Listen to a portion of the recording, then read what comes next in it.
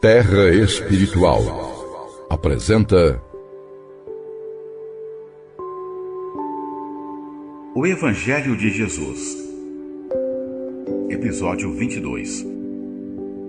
A escolha dos apóstolos.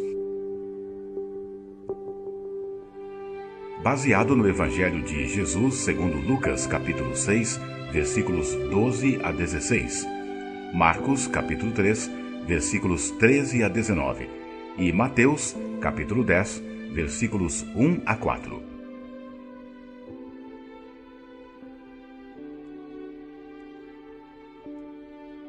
E aconteceu que naqueles dias se retirou para o monte a orar e passou a noite no oratório de Deus. Depois subiu ao monte e chamou para junto de si os que ele mesmo quis, e eles aderiram a ele.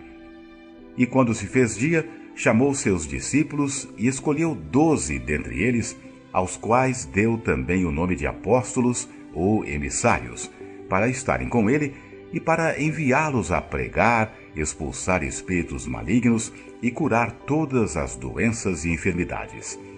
Ora, os nomes dos 12 emissários são estes: o primeiro, Simão, que também se chama Pedro, e André, seu irmão; Tiago, filho de Zebedeu, e João, seu irmão; Filipe e Bartolomeu; Tomé e Mateus, o coletor de impostos; Tiago, filho de Alfeu, e Tadeu; Simão, o cananita, e Judas Iscariotes, que o entregou.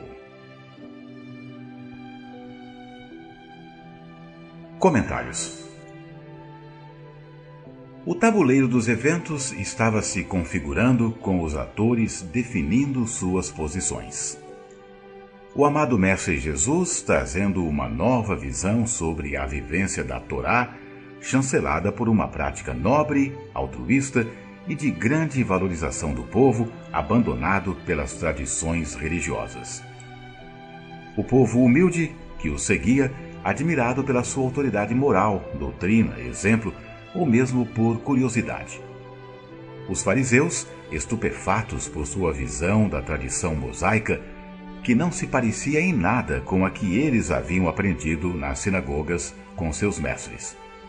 Dessa vez, uma nuvem negra se desenhava no horizonte daquele movimento liderado pelo jovem Galileu, pois os fariseus, acorrentados à religião, amedrontados e sentindo-se ameaçados por aquele homem de semblante pacífico, nobre e resplandecente de valor, buscavam associação com a política detentora do poder e da força na figura dos herodianos.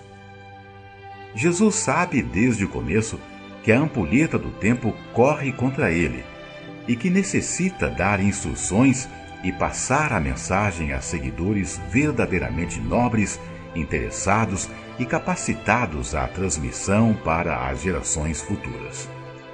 Ele, que sempre andava cercado de seguidores e simpatizantes, sabia que já tinha convencido de que não era um simples profeta, mas um embaixador, um porta-voz que falava em nome de Deus uma preciosa mensagem aos homens e mulheres de boa vontade. Deveria então transmitir os conhecimentos através de uma ou várias linhagens para que a mensagem do Evangelho não se perdesse. A cultura judaica, que como todas as tradições antigas, baseava-se na tradição oral, até que essa fosse escrita em pergaminhos e papiros, agora teria os tesouros do Evangelho preservado por homens e mulheres à altura da missão.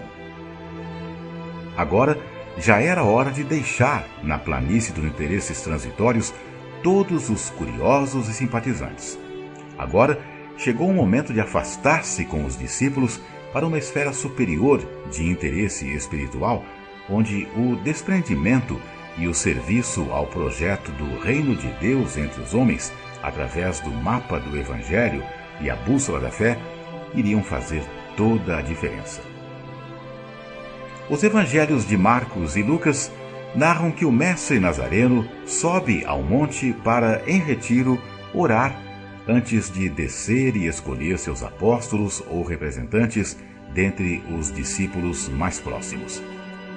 Na cultura judaica antiga, subir o monte significa se aproximar de Deus, já que este moraria num terceiro céu bem acima das cabeças dos homens, de onde assistiria todo o desenrolar da existência humana. Não é citado o nome do monte, mas como se acredita que esse fato ocorrera próximo à cidade de Cafarnaum, supuseram se tratar do monte Mãe de Bênçãos, Baracat, distante a 3 quilômetros de Cafarnaum, onde havia uma sinagoga construída pelo centurião que teve seu servo curado à distância pela fé do centurião. Confira em Lucas, capítulo 7, versículos 1 a 10. Jesus prefere passar toda a noite num oratório de Deus, um lugar de formações rochosas a céu aberto dispostas como um anfiteatro. Esse lugar isolado, sem tetos ou paredes, aberto na natureza e sem curiosos olhares humanos, era mais propício à oração do que na sinagoga, pois o mestre amado, já famoso, poderia atrair a atenção e prejudicar a sua comunhão com o Pai Celeste. O texto de Marcos, capítulo 3, versículo 13, dá a entender que o amado Mestre Jesus passou a noite em oração com seus discípulos. Porém, é na manhã seguinte que, após sair da meditação e retiro grupal que ele chama para si, dentre os discípulos, aqueles que seriam seus apóstolos ou emissários. Confira em Lucas, capítulo 6, versículo 13. Muitos foram chamados, mas apenas 12 foram escolhidos por estarem condignamente habilitados e aparelhados com as ferramentas mínimas da fé, esperança e o amor para o serviço com o Cristo. O termo apóstolo ou emissário pode ser visto em outras passagens como Atos, capítulo 9, versículos 1 e 2, e Atos, capítulo 28, versículo 21. Jesus faz uma escolha simbólica de 12 apóstolos entre os inúmeros discípulos ou aprendizes. 12 eram as tribos de Israel, mas também na Cabalá judaica é o símbolo da totalidade. Dentre os discípulos, estes 12 judeus seriam as cabeças que semeariam de forma mais fiel as sementes nos terrenos e corações do povo de Israel. Confira em Mateus, capítulo 10, versículos 5 a 7. O meigo nazareno deixaria sementes do Evangelho para os gentios ao redor do Mediterrâneo e outras terras, para um outro apóstolo de formação mais universalista, cosmopolita, helênico e intelectualmente mais argumentativo. Paulo, da cidade de Tarso, capital romana da província da Cilícia, ao tempo de Jesus, atual Turquia. Jesus convoca os apóstolos dentre os discípulos não apenas para estarem com ele, mas também para, em nome dele, realizar, através da fé e do amor, o que ele também fazia, sem endeusar a si mesmo ou buscar exaltar sua personalidade. Confira João, capítulo 14, versículo 12. Uma expressão nos textos de Mateus, capítulo 10, versículo 1, e Marcos, capítulo 3, versículo 15, espíritos malignos, em outras traduções chamados de espíritos imundos ou de demônios em outras mais recentes, chamam nossa atenção novamente para a compreensão de como os antigos israelitas viam o mundo espiritual. De um lado, as forças do bem, com Deus, seus anjos, arcanjos e querubins, de um lado, a influenciar positivamente a vida, enquanto que do outro lado, espíritos atrasados, que na escrita grega e helênica são chamados até de demônios, um claro sincretismo com a visão gentia do inferno liderado por Hades. Na cosmovisão do mundo hebreu não existia, como ainda não existe, a figura de um diabo, capeta ou Satanás a chefiar um território de dor e sofrimento. A figura cananeia de Baal, chamado ao tempo de Jesus de Beelzebu, está relacionada a um deus tribal que exige sacrifícios humanos, fomenta guerra e promove cataclismas. Todavia, as doenças e infortúnios eram atribuídas a influências de espíritos inferiores, atrasados e sofredores, presos a esta dimensão. Eles são chamados, nos textos originais, de espíritos não purificados, expressão que coincide com a expressão hebraica Runot Hatumea, que era o nome dado aos espíritos desencarnados que faziam dos cemitérios suas moradas. Confira em Mateus, capítulo 8, versículo 28. O amado Mestre Jesus chama para si 12 apóstolos dentre os inúmeros discípulos que tinham se aproximado e se encantado com sua mensagem e projeto. Estes 12 apóstolos, ou emissários, representam os 12 patriarcas e as 12 tribos de Israel. Confira em Mateus, capítulo 19, versículo 28.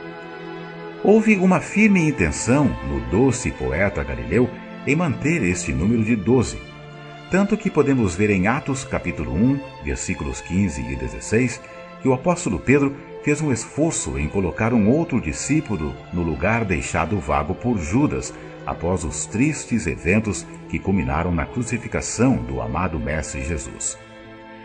O amado Mestre Jesus teve o cuidado e critério de escolher a dedo cada um dos 12 discípulos que nomearia como seus embaixadores e representantes. Escolheu como base o fato de que cada um deles tem um nível de compreensão e nível cultural para retransmitir à população sua mensagem após sua partida.